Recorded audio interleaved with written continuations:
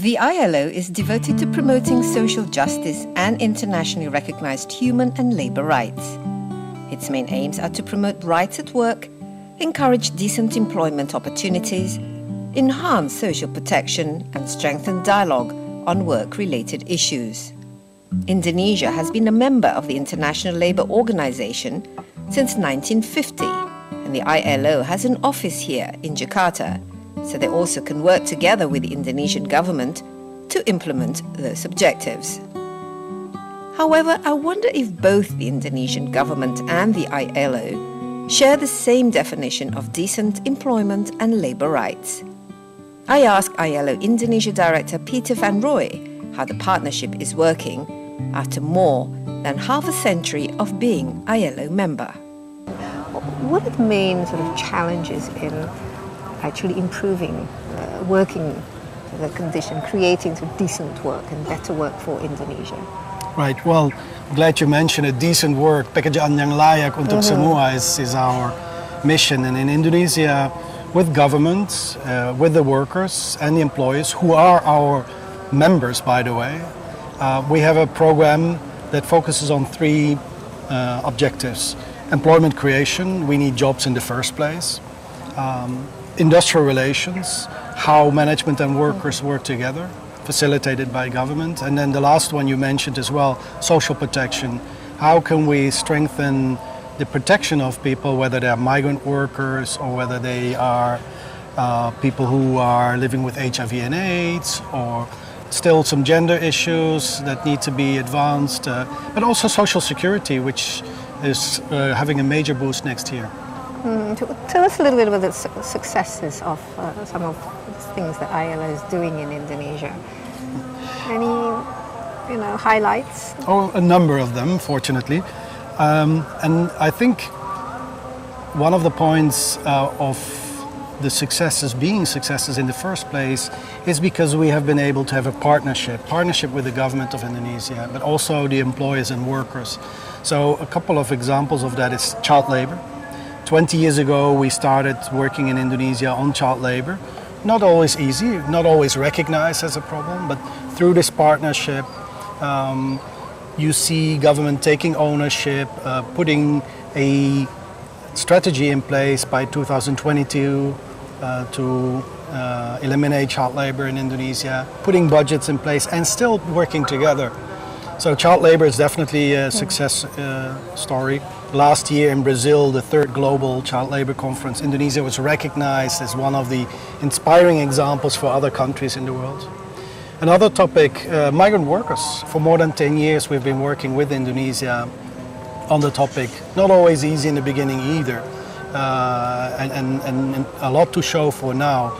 Not only Indonesia having ratified the UN Convention on Migrant Workers 3 years ago, almost, but also Indonesia, together with other member states, taking a leadership role in the context of ASEAN, and now with the new president and the new Minister of Manpower really giving this a lot of attention.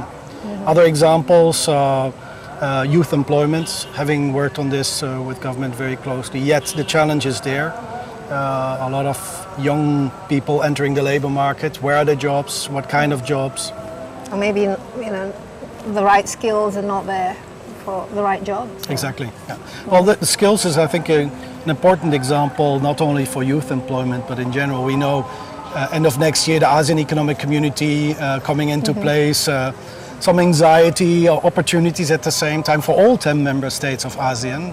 And relationship all this time between the ILO and the Indonesian government has been good? I think over the last 15 years it's been excellent, and I think we see the reflection of that today by having the ILO Director General for the first time, having an ILO Director General in Indonesia, which is also partially in response to 3 years ago when for the first time in history we had an Indonesian president attending the ILO conference in our headquarters in Geneva, which was number 100, so it was a very special one, and even more special with the president of Indonesia there.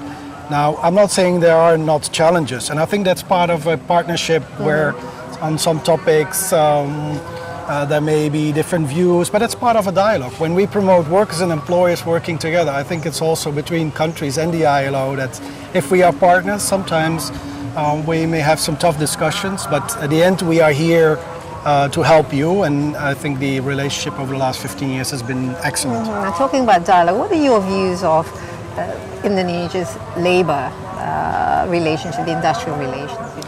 I think in terms of the basics, major progress has been made. The fact that freedom of association as per ILO conventions has been recognized and put into practice. And we've seen that a proliferation of unions, many unions, stronger employers organizations, the government facilitating dialogue between them, and also tripartite with the government. So I think the basics are in place.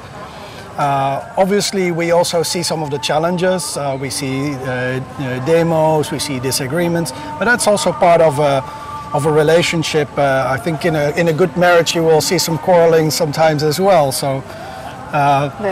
Hopefully not all the time. Not all the time, for sure. We don't want any divorces. I'm optimistic, and I think what is very important in these days is also to look at the bigger picture. If we see a demo, is to put it in the bigger picture. Why is there a demo? The fact that there's a demo in the first place, but also as an ILO, trying to promote alternatives, better alternatives. Sure, demos serve their purposes.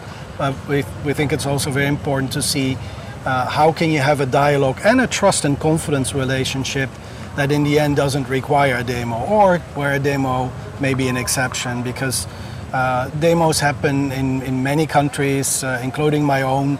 It's part of a reality. Most of the time people understand. Sometimes it may be more difficult, but it's part of a bigger picture. And the bigger picture is, and I'm very optimistic about Indonesia, because it also takes time to create trust and confidence.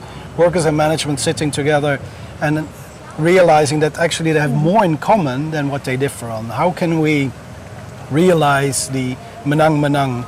And I think actually that's going to make a difference in the medium to long run, where Indonesian companies can have that comparative advantage, the competitive edge with other companies, because it's not just about technology.